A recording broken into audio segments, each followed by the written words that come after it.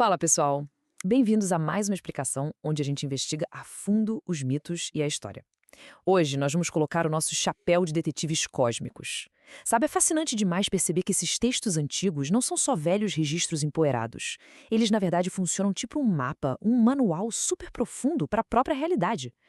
Nessa nossa análise de hoje, a gente vai desvendar uma das imagens mais famosas de toda a antiguidade.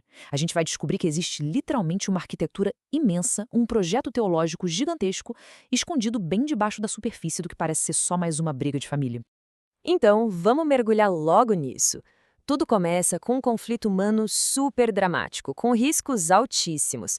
O texto diz basicamente que Esaú quer matar o irmão, então Jacó precisa levantar e fugir para o tio Labão.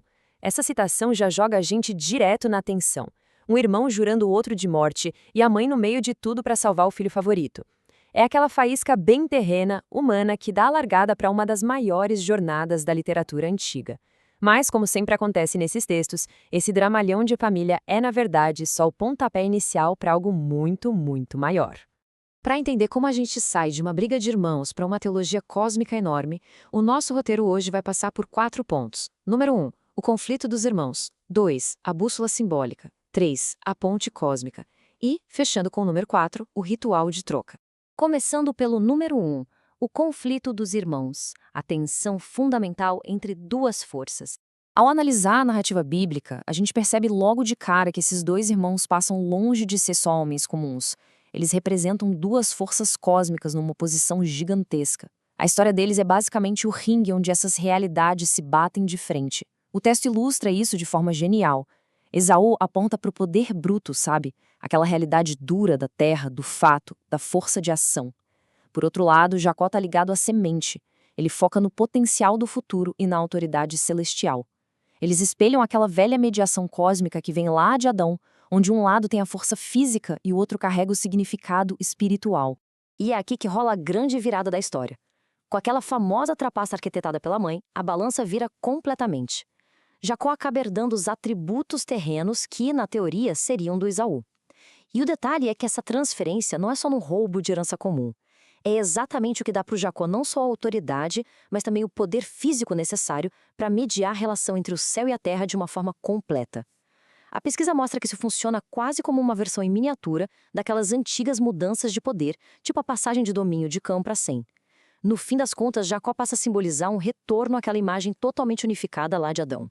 Número 2. A bússola simbólica. Decifrando o antigo código geográfico.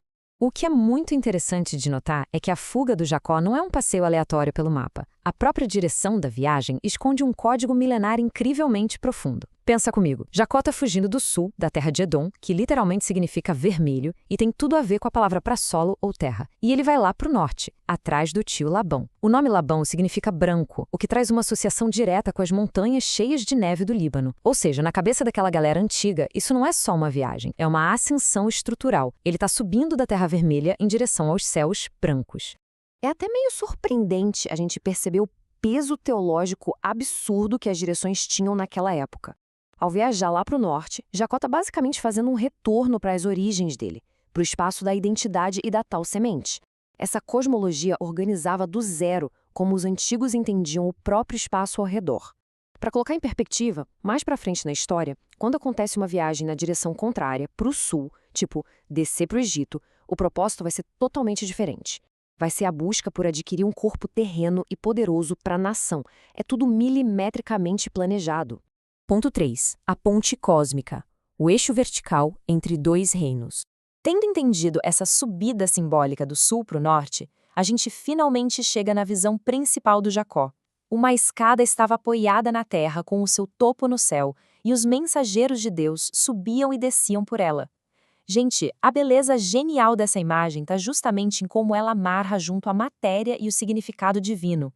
É uma cosmologia que, de primeira, soa super estranha para o nosso olhar moderno, mas se a gente reparar bem, ela explica de forma totalmente lógica como o divino e o físico se encontram. O céu não está simplesmente lá em cima, isolado do nada. Não, tem tráfego, tem uma comunicação constante rolando o tempo todo. Então, o ponto crucial aqui é o jeito como essa escada opera. Ela funciona como uma ponte vertical, tipo grande elo entre o céu e a terra. E através dessa ponte rola uma transação cósmica gigantesca. O significado e a autoridade celestiais descem, enquanto a matéria e o poder terrenos sobem. É uma troca, é esse fluxo constante de energia que literalmente sustenta a realidade.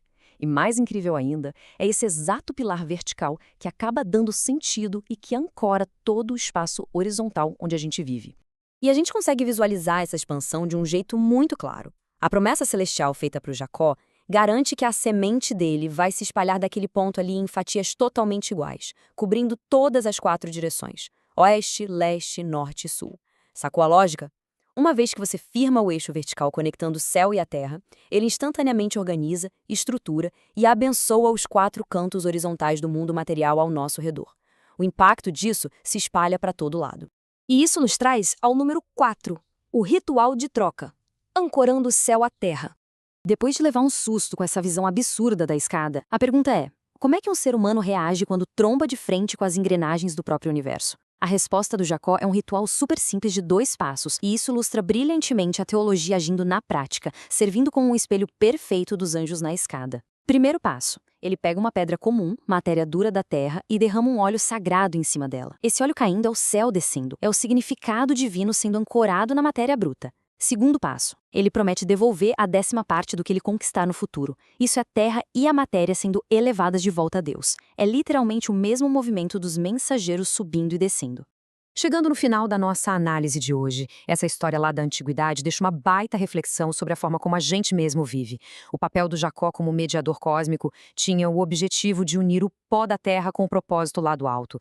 E a grande pergunta que fica no ar, para a gente pensar um pouco juntos, é a seguinte: como é que a gente continua a construir essas pontes hoje em dia? Como nós, vivendo nessa modernidade super corrida, tentamos encontrar e ancorar um sentido superior nas coisas materiais do nosso dia a dia?